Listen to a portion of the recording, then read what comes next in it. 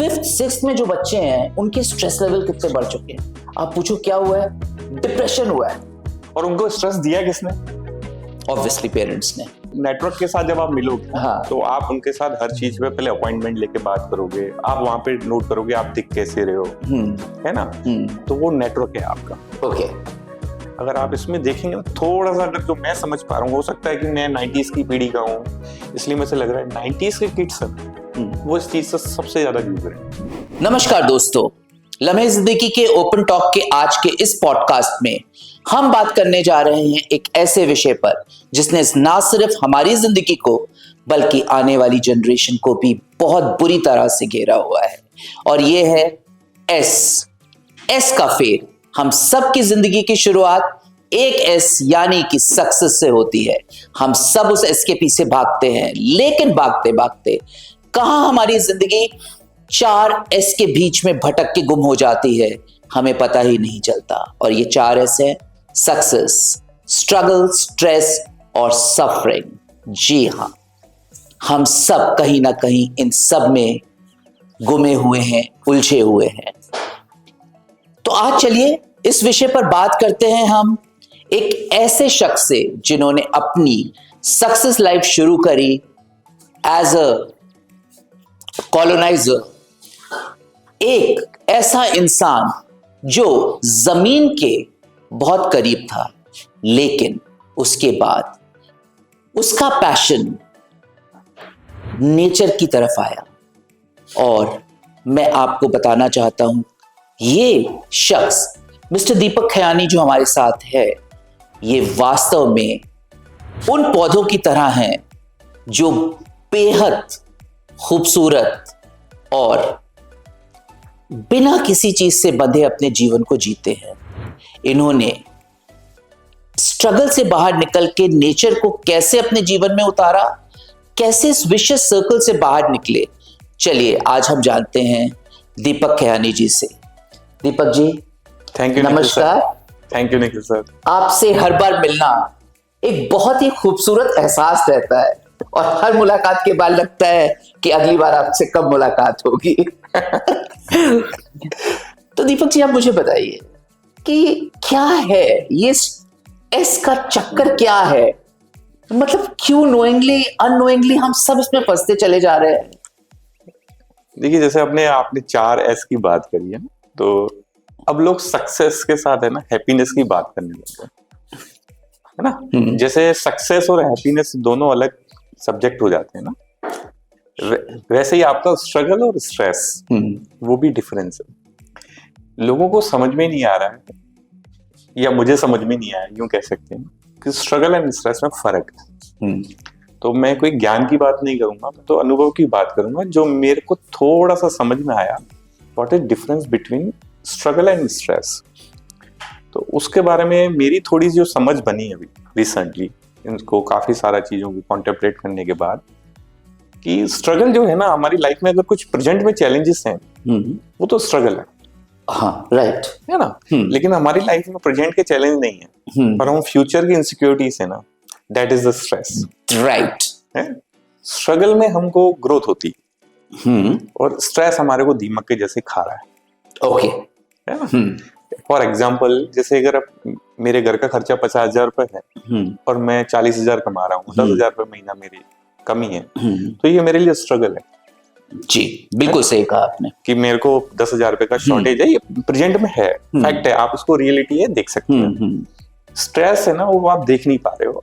जैसे आपके एग्जाम्पल, आपने कोई ऐसा काम किया है, या आपकी ऐसी जॉब है या बिजनेस है, आपको हमेशा ये डर सता रहा है कि मेरा यार जॉब चली जाएगी, मेरा बिजनेस खत्म हो जाएगा, मार्केट के अंदर इतनी सारी चीजें हो रही है, मैं अपडेट नहीं कर पाऊंगा, जो आज आपके पास नहीं है लेकिन आपको लगता है फ्यूचर में मेरे सामने आएगा।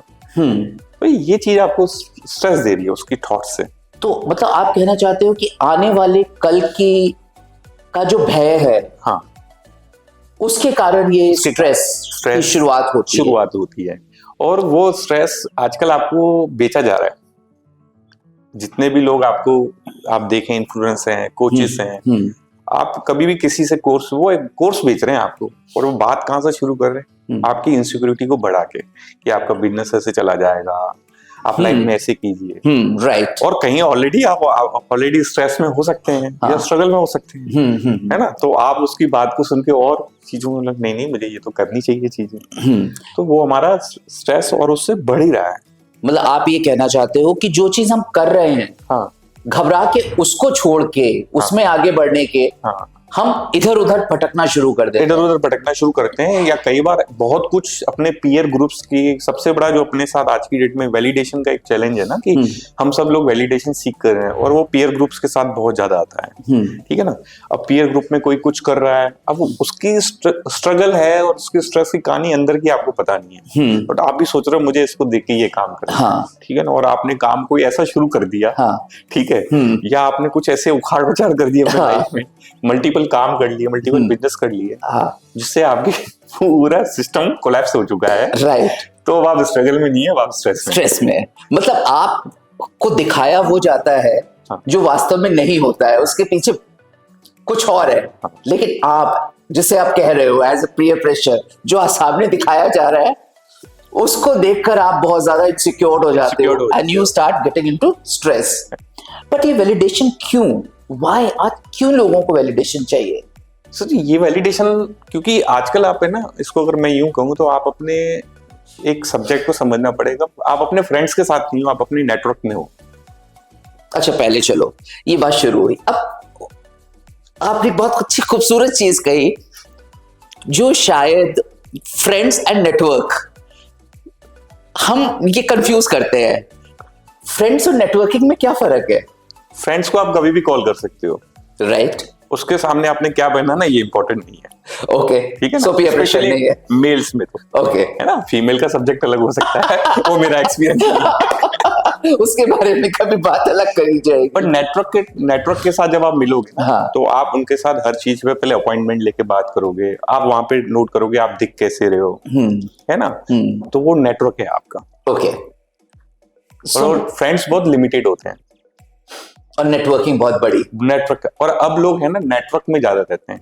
आप देखिए सबसे ज्यादा भी नेटवर्किंग ग्रुप है, आप कम्युनिटीज में जाते हो, सब नेटवर्क्स हैं मेरी नजर में।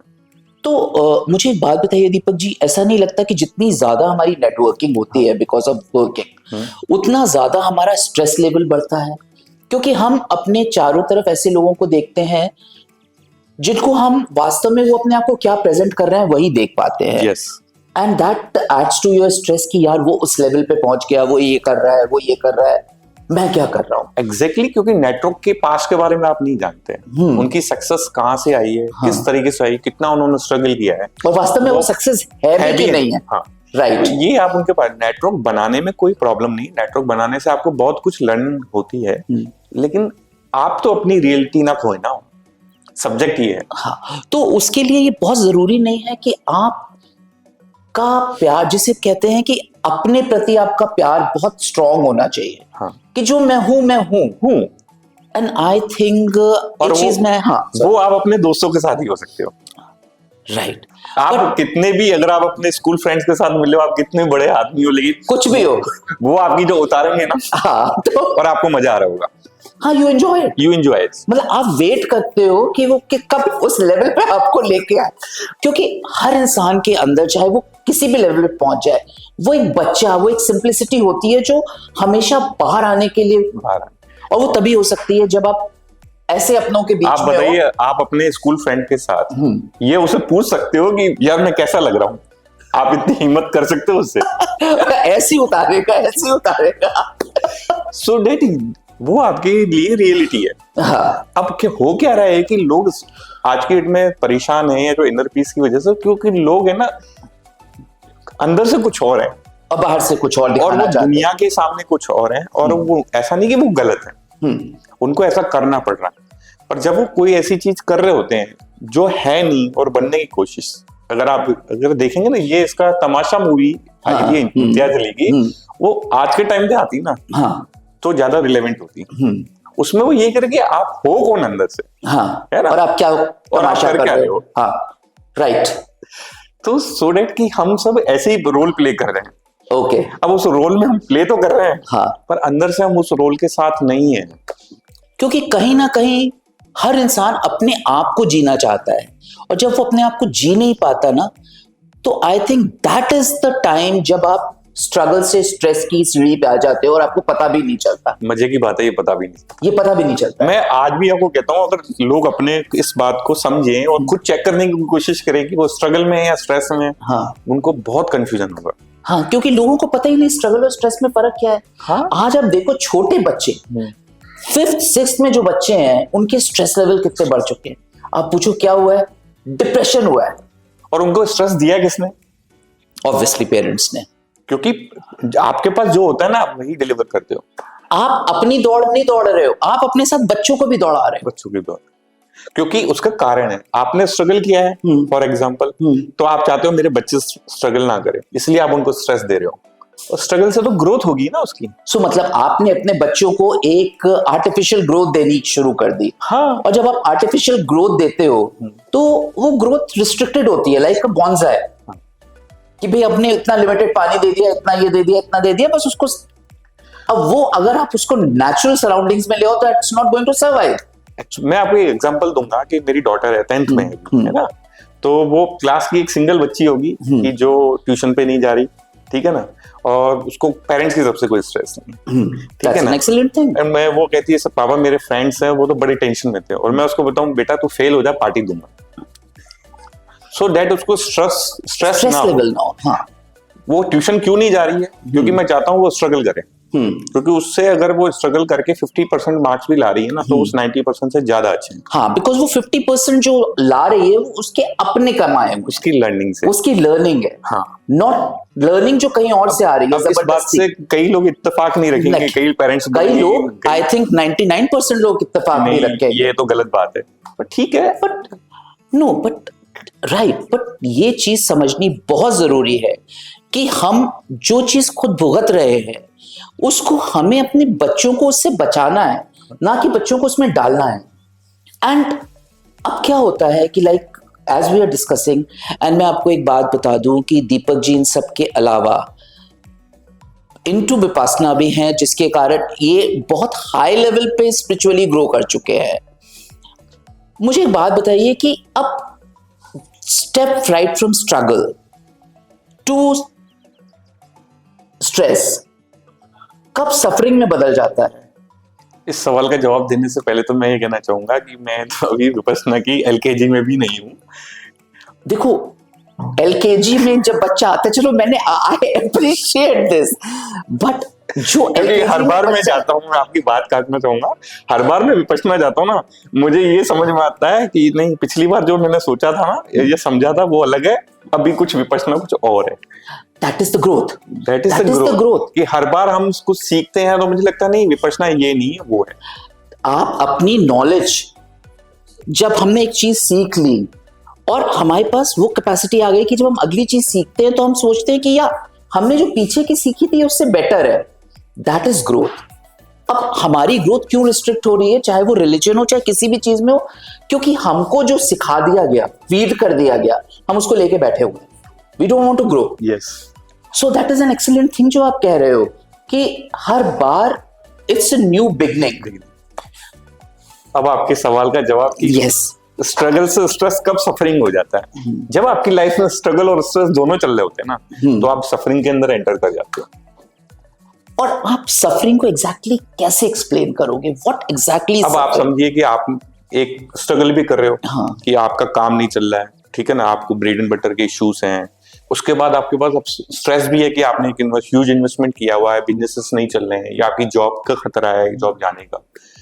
अब आप दोनों चीजों में, तो वो हो गई सफरिंग।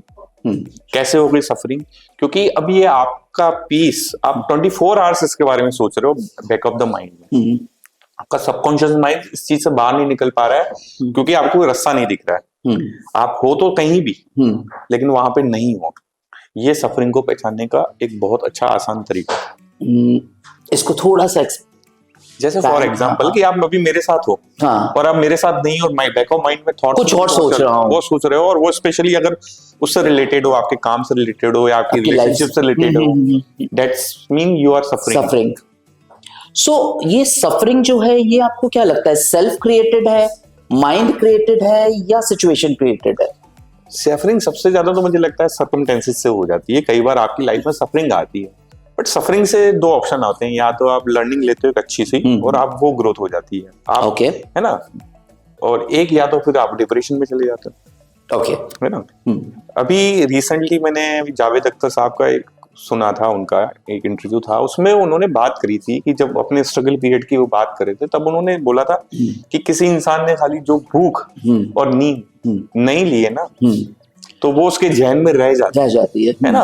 और उन्होंने इसको एग्जांपल दी थी कि आज मैं 5 स्टार में भी जाता हूँ तो मेरे लिए वहां पे वो नींद और वो मैं डरता हूँ कहीं ये मेरे लिए है ही नहीं, है ना। लेकिन मैं ये कहता हूँ आपकी लाइफ में कुछ ऐसे किस्से रह जाते हैं जो आपके अंदर बहुत बड़े गाव छोड़ जाते हैं, है ना। बचपन के हो सकते हैं, कुछ भी हो सकता है, लाइफ का ऐसा मोमेंट होता है, कुछ एक गाव हर इंसान के पास होता है, कुछ ना कुछ होता है ना। हाँ। वो चाहे वो उसके बारे में बात करे नहीं करे, लेकिन वो गाव उसको कहीं ना कहीं बैक ऑफ माइंड में परेशान करता रहता है, और एक्चुअल में वो उस गाव से पीछा छुड़ाने की कोशिश कर रहा होता है और उसी को साथ लेके चल रहा होता है, और उसी को सबकॉन्शियसली उसी को ग्रो कर रहा है। अब इसको सफरिंग को कई बहुत आसान तरीके से समझने के लिए ये कि पेन इज इनएविटेबल, आपको दर्द है, आपके पैर में लग गई है, दर्द है, बट आप उसको बार बार में अगर आप उसके पेन को याद करके जो सफरिंग ले रहे हो, सफरिंग मींस कि आप उस चीज को बार बार अपने माइंड के अंदर है ना चलाते रह रहे हो, नॉन स्टॉप आपकी थिंकिंग चल रही है सब्जेक्ट के बारे में। तो जैसे अभी आई थिंक कुछ घंटे पहले ही मैंने पढ़ा था कि दर्द एक्चुअली में कुछ नहीं है, वो आपका अपने बीते हुए समय और बीते हुए रिलेशनशिप से जुड़े रहने की एक वो है कि आप उससे अलग नहीं होना चाहते हो, दैट इज द रीजन कि आप अपने दर्द को समेट के बैठे रहते हो। और मेरी समझ के हिसाब से मैंने आप ये करो, ये इन सबसे ज्यादा जूझ कौन रहा है, अगर आप इसमें देखेंगे ना थोड़ा सा, अगर जो मैं समझ पा रहा हूँ, हो सकता है कि मैं 90s की पीढ़ी का हूँ इसलिए मुझे लग रहा है 90s के किड्स है ना वो इस चीज से सबसे ज्यादा जूझ रहे हैं। अच्छा, आपको ऐसा क्यों लगता है? क्योंकि उससे पहले की जो पीढ़ी है ना, है ना, उन्होंने अपनी लाइफ को में इतनी चीजें इतनी एडवांस फास्ट नहीं देखी। हमारे साथ क्या हो रहा है कि हम ब्लैक एंड व्हाइट टीवी पड़ोसी के घर जाकर देखने के स्ट्रगल से लेके आज की डेट में हमारे को 5G और कंप्यूटर पे काम करना, लैपटॉप पे काम करना, मोबाइल पे काम करना, टेक्नोलॉजी के साथ अपने आप को एडजस्ट करना, ये सारा इस 90s की पीढ़ी को करना पड़ रहा है। हमारे बाद की जो उसके बाद की पीढ़ी है उसको लिए सारी चीजें पहले दिन टेक्नोलॉजी, तो हमारा जो हार्डवेयर है ना उसके अंदर इतनी क्षमता नहीं है कि वो इतना हम उस पे जो हम अपलोडिंग कर रहे हैं। हमारे पेरेंट्स जो हैं वो आज के डेट में यूज कर रहे हैं 5G अगर आप ऐसे बोलेंगे, लेकिन उनके लिए ये काम का सब्जेक्ट नहीं है कि वो अपना टाइम पास कर रहे हैं, लेकिन हमारे लिए काम है और हम उनके साथ बैलेंस नहीं बना पा रहे, सबसे बड़ा। और आप चैलेंज देखेंगे ना कि पिछले 10 साल के अंदर पूरा जो काम करने का तरीका बदला है, सारी चीजें डिजिटलाइजेशन होने लग गई, बिजनेस के काम करने के तरीके बदल गए, तो ये जो पीढ़ी है ना ये कई बार एडजस्ट नहीं कर पाई, कई बार पीछे रह गई, है ना। तो इनको मैं कहता हूँ आप इस अपने आप को अगर आपको समझना है तो आप ये देखिए कि आपने अपनी ग्रोथ को डेकेड में चेक कर लीजिए, तो आप पाएंगे कि आपने भी अच्छा ग्रोथ की। लेकिन आप करंट में देख रहे हो, आप ये देख रहे हो कि एक्स ने अच्छा कर लिया, मैंने नहीं किया। प्रॉब्लम यही है कि आप अपने आप को नहीं देखते हो, आप किसी और को देख रहे हो। तो कभी कभी मुझे लगता है इसके लिए तो कि भैया रुक जाइए, आपका टाइम हो सकता है खत्म हो गया है, या ब्रेक ले लीजिए। हो सकता है आपकी जो आपने किया है और वो आपने अपने किड्स को आगे रख के आप कर सकते हैं काम, है ना। कभी कभी ठहराव ले लेना चाहिए। बिकॉज मुझे पर्सनली पता नहीं दीपक जी, लगता है कि प्रॉब्लम सबसे बड़ी ये है कि हम ग्रोथ को फाइनेंशियल एंड क्या है आपका स्टेटस इससे तोलने लगे हैं, और ये एक बहुत बड़ी दौड़ बन गई है, लाइक जिसे कहते हैं कि प्रपंच बन गया है कि आप उसमें फंसते चले जा रहे हैं। नहीं, आपका बिल्कुल पॉइंट सही है इस पे। तो मैंने एक चीज देखी है और मैंने इस पे सब्जेक्ट में मेरा थोड़ा सा भी इस पे ओपिनियन है, ग्रोथ और पीस एक साथ नहीं चल सकता। और मैंने बैलेंस करने की कोशिश करता हूँ, मुझे लगता है बैलेंस करना भी मुश्किल है।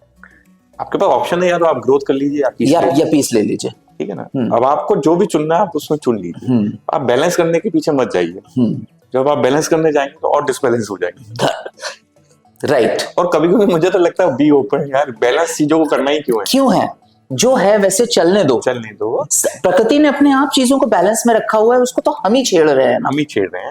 अच्छा, और अगर हम ना भी छेड़ना चाहें तो हमारे आसपास के लोग उसको इतना छेड़ते हैं कि नहीं यार आसपास से ज्यादा देखिए मेरा ये थॉट रहता है कि जो भी चीजें हो रही है ना वो हमारी वजह से ही है। हमारा माइंड ही क्रिएट करता है, हम हर चीजों को कंट्रोल करना चाहते हैं, हम सिचुएशन को कंट्रोल करना चाहते हैं। Okay, which is impossible. Which is impossible Yes. कि आपने कोई काम किया, आपने एक टारगेट ले लिया कि मेरे को ये टारगेट इस डेडलाइन में पूरा होना है, सडनली कुछ चीजें ऐसी अराइज हुई और वो चीजें से वो टारगेट पूरा नहीं हो पाया आपका, तो क्या हुआ, आपने अपना पीस खो दिया, आप स्ट्रेस में चले गए कि क्यों नहीं हुआ, बिकॉज आपका लगता है कि नहीं मेरे को ये चीज इस टाइम पे होनी चाहिए, तो आप उस पर कंट्रोल ही तो चाह रहे हो। राइट। आप अपने बच्चों पे कंट्रोल चाह रहे हो, आप अपने रिलेशनशिप पे कंट्रोल चाह रहे हो। Be open. See this is something which is very very important जो दीपक जी ने भी कही। वो सब बच्चे जो इस समय कॉर्पोरेट लाइफ में जूझ रहे हैं, वो सिर्फ इसीलिए जूझ रहे हैं कि उनके लिए कुछ टारगेट फिक्स्ड है और उन टारगेट्स के लिए वो दौड़ रहे हैं।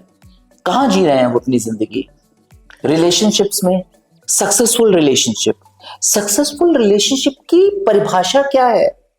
एक रिलेशनशिप जिसमें झगड़े होते हैं, दैट इज ऑल्सो सक्सेसफुल। लोग कमिटेड रिलेशनशिप में जाना ही नहीं चाहते।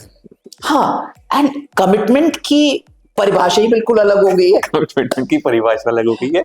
कमिटमेंट में इसलिए नहीं जाना चाहते हैं कि क्योंकि वो जिम्मेदारी लेना नहीं चाहते। हाँ, ठीक है ना, मैं तो कहता हूँ वो जिम्मेदारी क्रिएट ही नहीं करना चाहते। हाँ, क्योंकि वो अपने आसपास में इतना देख पा रहे हैं, अपने पेरेंट्स में, अपने समाज में चीजें देख पा रहे हैं, वो हर जगह ये देख रहे हैं। ठीक है ना, कि किसी उसके फ्रेंड के साथ है, उसकी रिलेशनशिप में पंगे चल रहे हैं, घर पे कभी कोई नोकझोंक हुई, तो और अपने इंडिया में तो होता क्या है ना, हम प्यार तो है ना बच्चों से छुपके करते हैं, हाँ, और झगड़े उनके सामने करते हैं, जो कि उल्टा है। हम बच्चों को प्यार करने से रोक रहे हैं, उन्हें प्यार की समझ तो देते ही नहीं है, उनको ऑलरेडी डरा देते हैं। वो ये देखते हैं कि हमारे मम्मी पापा तो सिर्फ लड़ाई करते हैं। हाँ, है ना। हाँ, तो दिस इज व्हाट इज और प्यार कभी करते ही नहीं, क्योंकि हाँ? हमारा समाज ऐसा है, हाँ? तो थोड़ा शाय समाज है, तो ये भी चीज है। मैं इसको शाय नहीं कहूंगा, मैं कहूंगा कि बहुत not even Orthodox is also not right word. हमारा समाज कुछ ऐसा है कि जो सच्चाई को ढकना चाहता है और जो नहीं है उसको दिखाना चाहता है। सो बिल्कुल सही बात आपने कही कि आई थिंक हम सब इन परिस्थितियों से गुजरे हैं, बिल्कुल गुजरे हैं। तो मैं आपको यही कहना चाहूंगा कि अगर कोई आदमी ये चेक करना चाहता है कि वो स्ट्रगल में, स्ट्रेस में, तो बैठ के अपने बारे में देख लिए कि आज वो जिस चीजों में उलझा हुआ है ना, जो जॉब है उसका फियर है उसका, या उस जॉब की वजह से उसका काम नहीं चल पा रहा है ना, और इसको दूर करना बड़ा आसान है मेरी नजर में। हाँ, जैसे भी आपने बोला कि स्ट्रेस के बाद सफरिंग लीड्स टू लर्निंग। सो अगर आप ये समझो कि आपकी सफरिंग का रीजन कुछ अच्छा है उसके साथ, सो देन आप लाइफ जर्नी को बहुत ज्यादा फुलफिल कर सकते हो। उसको निखिल सर, सबसे बड़ा ये कि अगर आप अपनी लाइफ को समझना चाह रहे हैं तो पहले तो आप अपनी लाइफ से बाहर निकलिए और विटनेस बन जाइए और देखिए, आप एक उसको कोई थर्ड पर्सन बन के देखिए कि यार ये मैं हूं, है ना, अब इस निकल जाए। अब ये है कि ये दीपक है, अब ये दीपक ये कर रहा है, ये दीपक को देखना शुरू कर दीजिए, आपको सारे सवालों का जवाब मिल जाएगा। क्या ये आसान है? नहीं, आसान नहीं है ना, क्योंकि लोगों को तरीका नहीं पता, लोग उसमें इन्वॉल्व हो जाते हैं। हाँ, आप अपनी जिंदगी को ये सोच के जीने लगते हैं ये मेरी जिंदगी है, मैं जो भी कर रहा हूँ मैं कर रहा हूँ। लोग सत्य को ढूंढने निकलते हैं। हाँ, सत्य को देखा जाता है, ढूंढा नहीं जा सकता। हाँ, और आप खुद ही सत्य हो ना, खुद ही सत्य हो, तो आप यही चीज को कहते हैं अवेयरनेस। हाँ, अगर आप देख पा रहे हो तो अवेयरनेस, और अगर आपने अवेयरनेस कर ली तो आप सबसे पहले करोगे एक्सेप्ट, कि हाँ जो है वो है। एक्सेप्ट करने से आपकी आधी प्रॉब्लम खत्म हो जाती है। हाँ, जैसे सिचुएशन बेटर हो जाती है। जैसे कि एक बहुत सिंपल सी बहुत पुरानी कहानी थी कि एक नदी को क्रॉस करने के लिए एक आदमी बहुत देर से खड़ा हुआ था, उसे समझ नहीं आ रहा था कि, और पानी बहुत गहरा भी नहीं था, तो अल्टीमेटली किसी ने उसको धक्का दे दिया और वो पानी में गिर गया। अब वो पानी में गिरने के बाद चल के पार पहुंच गया, उसे पता भी नहीं चला। तो that is what universe, when universe pushes you into suffering, कि भाई सफरिंग को क्रॉस करो और दूसरे पड़ाव पे पहुंचो।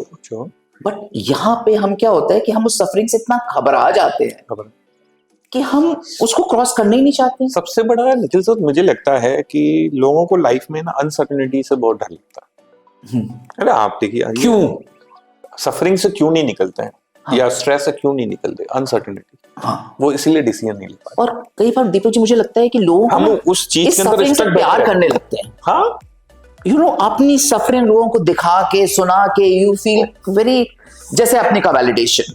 और आप इसको यूं देखिए, मैं तो आपको ये बोलूंगा, जो आदमी सफर कर रहा होगा ना, उसके आसपास में लोग भी ऐसे ही होंगे जो सफर कर रहे होंगे। yes. क्योंकि वाइब्रेशन आपको अट्रैक्ट वही मिलते हैं। आप देखिए, अगर आप परेशान है तो आपको ऐसे लोग मिल रहे परेशान है, बिकॉज आपका माइंड ही आपके लिए वो सिचुएशन क्रिएट कर रहा है। आप किसी बहुत हैपनिंग पार्टी में हो, वहां भी आप वो सिचुएशन ढूंढ लोगे 4 लोगों के बीच में जहां पे आप सिर्फ डिस्कस कर रहे होगे या तो पर्सनल प्रॉब्लम्स या बिजनेस प्रॉब्लम्स, क्योंकि आपको ये लग रहा है उस टाइम की जो प्रॉब्लम मैं फेस कर रहा हूँ ना, वो दुनिया की प्रॉब्लम है। हाँ, मतलब पॉलिटिकल प्रॉब्लम कुछ नहीं मिला तो easiest thing is political problem. उनको ये लगता है ना मेरी सिचुएशन इस पॉलिटिकल कारणों से, हाँ, कि ये पॉलिटिकल डिसीजन हुए हैं इसकी वजह इसके कारण से, हाँ, ये मेरी लाइफ के डिसीजन हुए। बट उसमें ये जब वो सही तरीके से देख पाएगा कि हो सकता है कि कुछ पॉलिटिकल रीजन है, बट आपने ऐसे डिसीजन क्यों लिए, है ना, उस डिसीजन के पीछे कॉज इफेक्ट क्या था।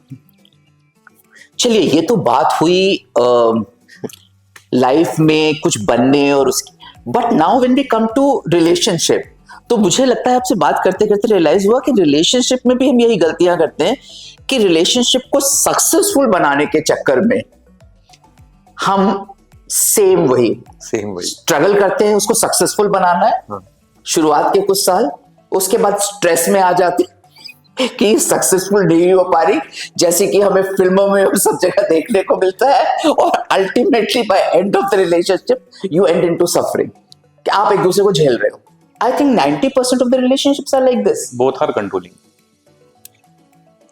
दोनों को एक अपने अपने पाले में आना है। हाँ, है ना, हाँ, आप कोशिश करोगे मैं आपके पाले में आ जाऊं, हाँ, है ना, एक वो है ड्रेस, बट बचपन में रस्सी वाला रिलेशनशिप के लिए यही होता है कि आप दोनों को किसी एक सर्टेन पॉइंट पे मिलना है। हाँ, ठीक है ना, कुछ चीजों पे आपका डिसएग्रीमेंट है, कुछ चीजों पे मेरा डिसएग्रीमेंट है। हाँ, और मैंने तो देखा है लोगों की लाइफ में अगर प्रॉब्लम नहीं होते तो लोग प्रॉब्लम क्रिएट कर लेते हैं, because you enjoy doing that. नहीं तो लगता है कि लाइफ चल ही नहीं रही। माइंड गेम, हाँ, कि आपकी लाइफ में सब कुछ अच्छा चल रहा होगा, हाँ, अभी आप नोट किया कि अचानक से सडनली आपने कुछ ऐसी चीजें डिसीजन ले लिया, हाँ, आपको लगे छोटा सा ही है, हाँ, तो और उसने पूरा आपको डिस्टर्ब कर दिया। नहीं, मतलब it's such a strange thing कि सब कुछ सही सही जा रहा है and all of the sudden 2 दिन 3 दिन आपको लगता है कि यार सुबह जब मैं घर से निकला उसने मुझे बहुत अच्छी तरह बाय नहीं बोला, या आजकल मेरे को स्पेशली वो फोन नहीं आ रहा दिन में, सच स्टूपिड थिंग्स। तो ये भी तो हो सकता है कि आपने कोई ऐसा टॉपिक नोट नहीं किया कि वो आपसे कुछ उम्मीद कर रहे थे और आपने नहीं किया तो उन्होंने बाय नहीं किया आपको।